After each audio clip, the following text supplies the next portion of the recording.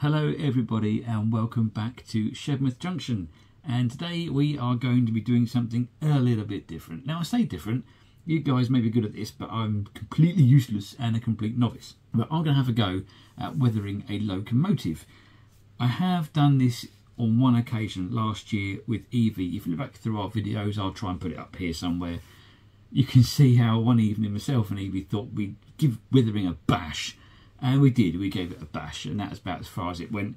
And I thought today, I haven't actually done on the channel yet, I kind of worked it out the other day, I haven't actually done any what I would call proper modelling. You know, I've done build a railway, happy days, I've run some trains around, but I've not actually sat down and done proper modelling, tried to capture detail in a model, tried to make something a bit realistic. All my locos are straight out of the box and straight on the track. So the reason it's going to be different to everybody else's weathering video is that I don't know what I'm doing. Okay, so I was thinking about narrating my way through this, but there's not a lot of point. Now, I watched a couple of videos the other day leading up to this. I've been watching a few videos throughout the week for people who know what they're talking about. These guys are really good at what they do, and they're the guys who I've got all my ideas from and tips, if you like. I'm going to go into this completely blind. I've got the loco in front of me, and I really don't know where to start, so I'm going to be literally winging it as I go and just going by, should we say, artistic flair or artistic feel? I'm not quite so sure. I'm going to go with what feels right at the time and what I feel looks right with the loco and the weathering. Now the look I'm going for, let's start with the model actually, tell a lie. Let's start with the model, and what this is a Princess Coronation class specific. I bought off the internet probably about a year or so ago, not even quite that actually. I bought this. I wanted to have a few locos around my layout eventually that looked a bit bedraggled and scrapyardy, if you know what I mean. So I went online and I purchased this. A very lovely weathered, shall we say, bullied locomotive, okay. And it looked really great. Obviously it's been airbrushed to look the part of a rusty older loco, which is destined for the scrap heap or something, you know. And I looked at this and I thought, that looks really cool, that looks really good. So I don't want to go to quite this length. I don't want it to look so battered like this. I want it to look like it's, the bit of Tika could be brought back to life, you know. But I'm going to use this as a bit of a base and try and gauge where my colours are going to be. But I don't know, we'll see, we'll see. So what I'm going to be using is, now don't laugh at this, I haven't got much equipment. I don't own an airbrush, I've never used one, never had to, and I will probably want, I'd love to learn, but it's something for a later date. But I know professional guys, when you watch these guys do it properly, a lot of these people have lots of equipment, lots of stuff to use. Now, I don't. I've got, yes, ladies and gentlemen, two brushes. I've got a fan brush and a little thin brush. I've been lent by Jeremy this Vallejo model wash for rust effects, which I think would be kind of cool. Now the loco itself has, I reckon, had a bit of weathering at some point in its life. The actual loco is pretty much knackered. I got it from a job lot of bits and pieces. There's no tender with it. There's nothing inside the loco, it's just an empty shell, so it's got no purpose for me apart from being used for projects like this. I never used this before, so this could be kind of cool, and I think a coat of that might help matte the finish down a little bit and help the powder stick. Oh, that's my thinking anyway. Could be wrong, but that's what my brain's telling me. And in terms of what I'm actually going to be using, I have got a pack of Revell weathering powders, which I got from Hobbycraft before Christmas. 6 little pots of weathering powder.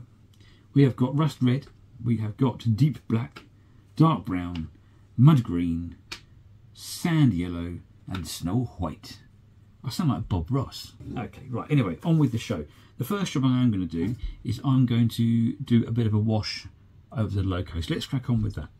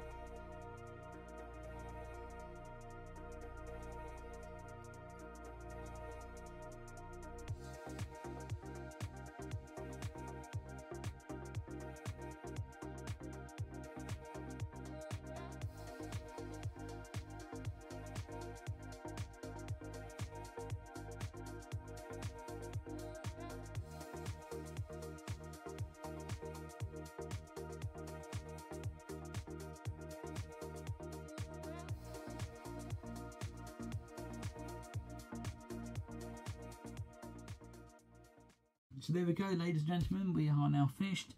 I'm really happy with the results of it. I can't deny it, I'm really pleased. It's probably better than what I thought it would ever turn out. I didn't expect it. This making me smile, you know. I think it's come out not bad. And I don't think I could have done a lot worse. There's people out there who can do 10 times better. But for me and my first proper, really good attempt at it, I'm really happy with that. I can't complain at all. Anyway, I'm going to leave you to it. I'm going to go indoors. It's very, very late.